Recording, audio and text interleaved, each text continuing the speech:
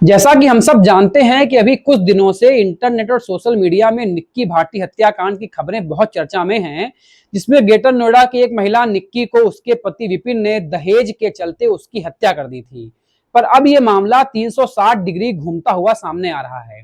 दरअसल अपने अंतिम समय में निक्की को जिस अस्पताल में भर्ती कराया गया था, वहां पर जो उसका अंतिम बयान दर्ज हुआ था, जिसमें उसने ये कहा है कि उसके शरीर पर आग सिलेंडर के फटने से लगी है।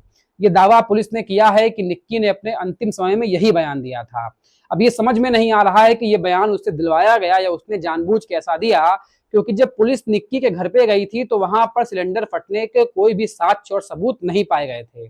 दूसरी खबर निकल करके ये आ रही है कि निक्की की बहन कंचन, जिसने उस समय जो हत्या के बाद जो बयान दिया था, सीसीटीवी फुटेज से वो बयान मेल नहीं खा रहा है, इसलिए पुलिस का शक कंचन की तरफ भी हो रहा है।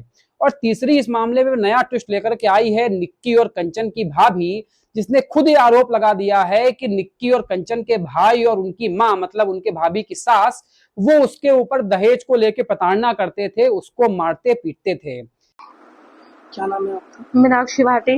मीनाक्षी जी, क्या आपके साथ हुआ? मेरे को दहेज के लिए 9 साल हो गई, मुझे घर से बेघर कर रखा है। मेरे ससुराल वालों ने मुझसे दहेज मांगते हैं, वहां पर ले जाते तो मेरे साथ मारपीट करते थे, मुझे मारा करते थे। मेरे भैया पे गोली तक चलाई थी उन्होंने।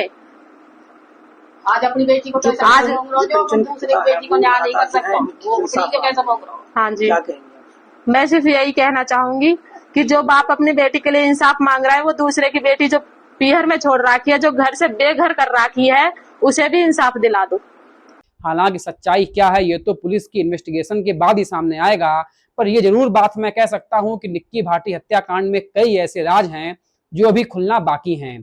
कहीं ऐसा तो नहीं है कि जिस हत्याकांड को दहेज का नाम देकर बताया जा रहा है, इसका राज ही अंत में कुछ और निकले। इस पूरे मुद्दे पर क्या है आपके विचार, हमें कमेंट करके बताइए। लाइक करिए, शेयर करिए और सब्सक्राइब करिए सत्यपथ को। धन्यवाद।